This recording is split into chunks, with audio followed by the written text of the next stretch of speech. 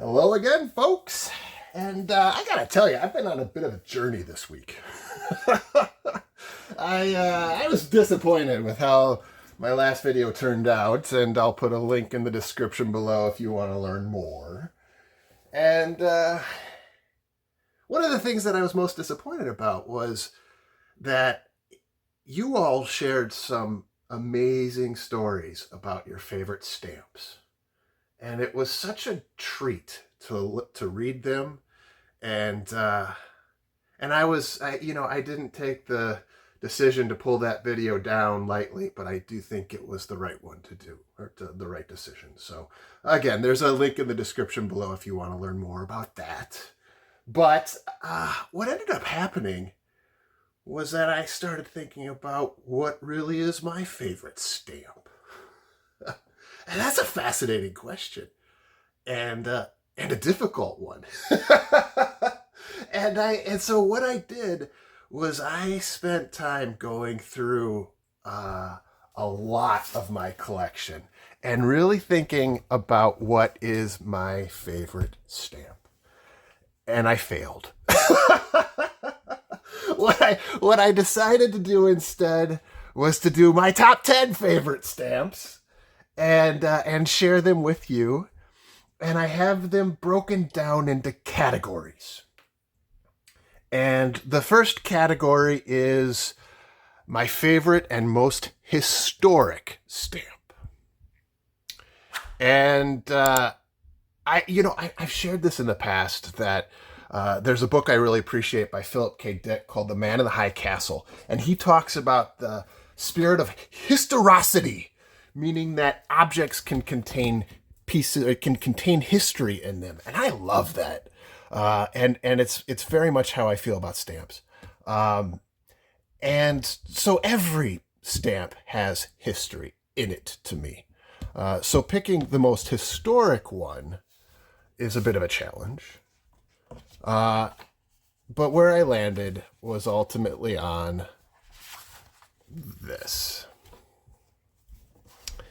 This is the very first stamp that was the very first adhesive stamp that was used postally. It is Great Britain Scott #1, and I cherish this stamp. I love the cross cancel on it, very faint and red. I love the margins. I love the clean back. This stamp is absolutely remarkable to me. So there is my first favorite stamp. It is the penny black. And it is because this is the stamp that ultimately launched our hobby. And so I have to give a shout out to the penny black. So when I started stamp collecting, I realized there was an opportunity to spend more time in bookstores. And I already spend a lot of time in bookstores. I am a book fan. And my thought was that they're, in some of their, maybe in their collectible section or maybe in their antiquarian or odd book sections, I might be able to find an album or two. And lo and behold, I found this early on in my journey. It is a very nice, or it was a very nice Scott album, specialty album from Switzerland. And I got it at a dusty, musty bookstore, 3 floors, stocked full of books. And I pulled it off the shelf. I flipped through it a little bit, and I ran to the counter. And I gave it to the guy, and I paid, as I was paying the $10 that he had marked it, he did one of these kind of double clutches of it. I think he realized I was onto something, and he was the owner of the shop. And I felt a little bad, but at the same point, he's the one that marked it $10. And so when I got it home, I realized that it was 70 to 80% complete. There were very few of the earlier stamps, but it had complete sets of the semi-postals. It was just a wonderful, wonderful collection. And uh, when I started thinking about my favorite cancel, which is this topic, I landed on the Swiss canceled stamps because I think they are by far and away some of the more beautiful cancels. So when I got the book home, I uh, I realized that it did smell a little musty. So I went ahead and I took the stamps out and I put them into a stock book with the intention of one day creating an album out of them and finding a new home for this person's collection. And I still will do that. It's on the list of things that I want to do. I just haven't had the time quite yet. And for my second favorite stamp, I am going to choose one of the more attractive Swiss stamps. And I'm going to choose it because of the cancel. I think Swiss cancels are just so pristine, so gorgeous. Zurich, 1943, on a semi-postal with a beautiful flower. I'm going to go ahead and call this one my second favorite stamp. Again, no particular order. But I'm doing so because of the memory of finding this album, combined with the fact that I think Swiss cancels are very cool.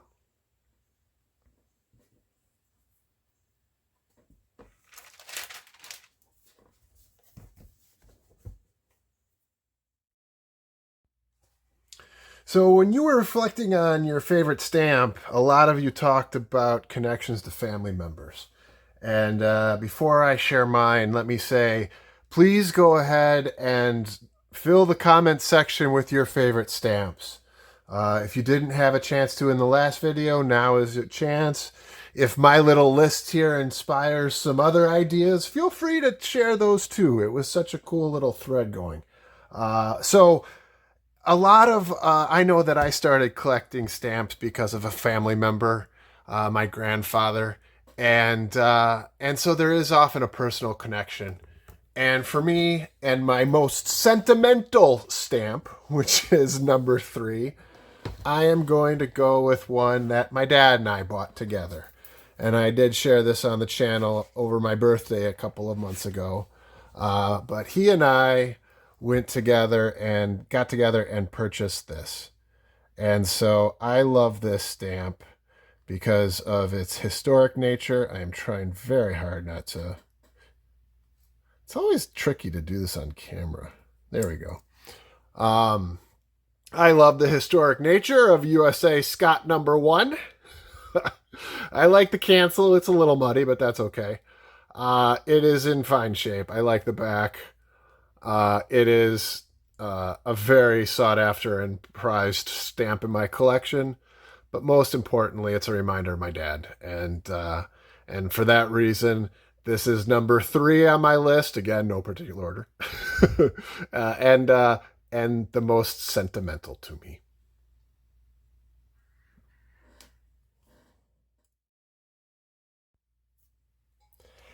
And for number 4, we are returning to the Great Britain book, and I'm going to specifically look at the Jubilee series from 1887 to 1900, which I know is a favorite for many. I am going to focus on the halfpenny, and this one in particular. And this is going to be my favorite socked on the nose stamp. I love socked on the nose stamps because it is such a connection to the historic moment. It tells you a story of something that happened, in this case, in 1894. And I'm choosing this one because of the Glasgow location that's stamped on there. I just mentioned that my grandfather was the inspiration for my stamp collecting in many ways, and my grandfather was Scottish. And so I love that particular stamp because of Glasgow, and it makes me think of my grandpa. So I guess it's a little sentimental too, but I'm going to call it my favorite socked on the nose stamp. And I will admit that in many instances I like socked on the nose used stamps even better than mint stamps sometimes. I just think they're cool. So there is number 4, my Glasgow cancel on halfpenny from the Jubilee series. So this next category I simply called top art. and and what I mean is the artistic effort that went into creating the stamp, and then also the resulting image and the stamp itself. So for me, the top art has to be an engraved stamp because I think the engraving process is fascinating. And the amount of detail that those artisans were able to achieve is truly amazing. And so my top art stamp is the old Blue Nose. Scott catalog number 158 from Canada. An absolutely beautiful stamp. I have stared at this for a long, long time in a microscope, just appreciating the beauty that went in, or the work that went into creating such a beautiful piece of art. And I love this particular stamp too. It is in great condition. Very faint, lovely cancel. So coming in at number 5 as the top art in my collection is the old Blue Nose from Canada. And for number 6, I'm going to return to June's album. It is in my Beginner's Guide to Collecting Stamps series. I think it is episode 3. Take a look. This album is absolutely beautiful and phenomenal. I'm not going to go through all of it, but I continue to feel like a caretaker for her album because it's phenomenal. For number 6 on my list, I am going to call this my favorite design. And you could make a case for any number of British stamps for the best design because I think there are many that are just beautiful. However, my favorite is a Ugandan stamp, a Kenyan and Ugandan stamp. I absolutely love that stamp. And I'm not calling it top art because I wanted to focus on the engraving aspect, but I am calling it the top design. I love the lion. I love the red. I love the design of it. Absolutely beautiful.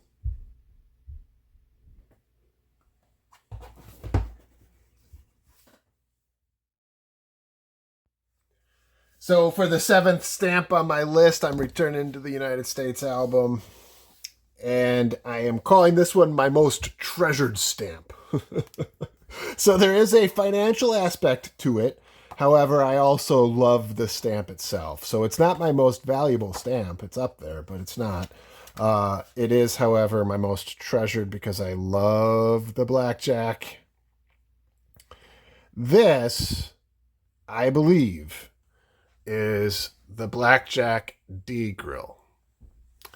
Emphasis on I believe. I have measured the points many times carefully under a magnifying glass.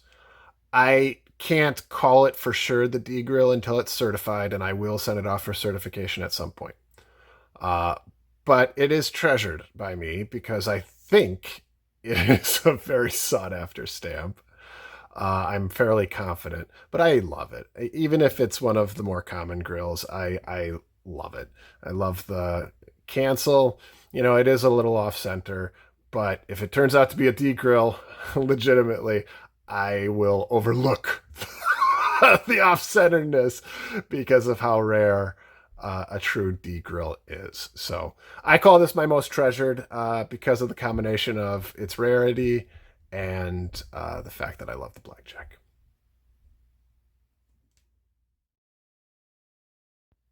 For number 8, I'm going to stay in the United States, and I am going to share my most evocative stamp.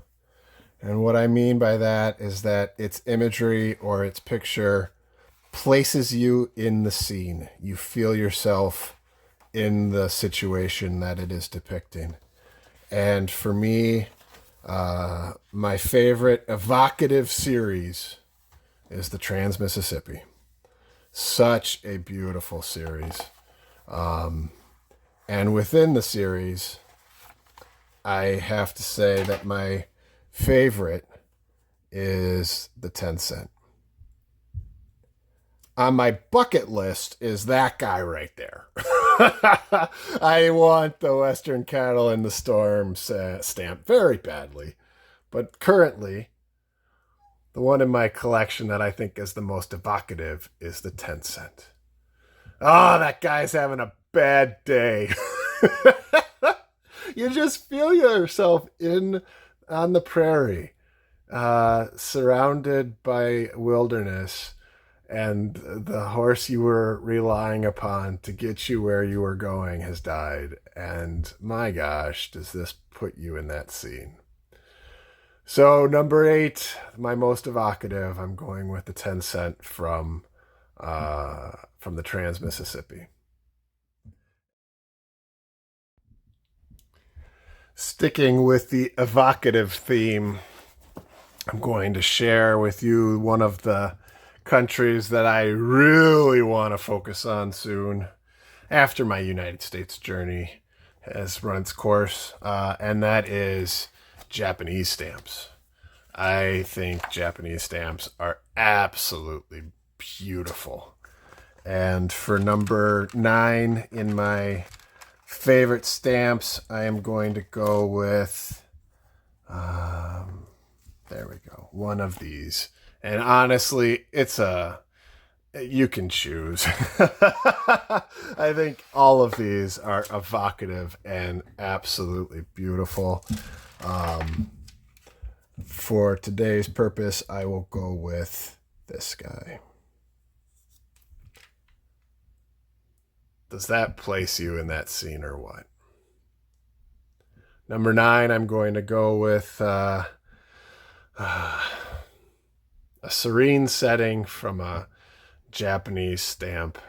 What a great topic to collect, by the way. I would love to put together a collection of mountain stamps because I sure do love the mountains.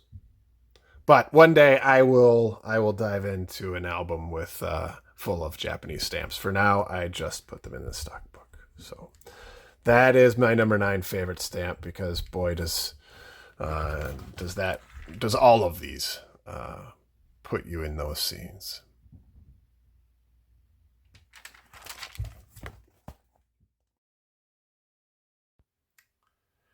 And before I wrap up my top 10 list, let me say I thought about doing runners-up. I am a worldwide collector. I have New Zealand collections. I have Indian collections. I have Thai collections. I have an awful lot of collections throughout these and elsewhere that I wanted to showcase. I had to make a list. And I've decided not to do honorable mentions. So this top 10 list is a little bit leaning towards the ones that I'm currently working on and focusing on, which are Great Britain and the United States. But know that I do love stamps from a lot of different countries, and I enjoyed going through them all. I have just chosen the ones that have been of recent focus, and this last one is both sentimental and beautiful. It's kind of a combination of all of the different things that I have showcased here, and it is in the United States collection, kind of my doubles collection. As I have mentioned, or duplicates, I should say. As I have mentioned elsewhere, I grew up outside Chicago, and so I have an affinity for the area. And I love cancels with the Chicago cancels. It's just it's a little bit of a homesickness, but I do get a kick out of them. And so for my 10th favorite stamp, I chose this one.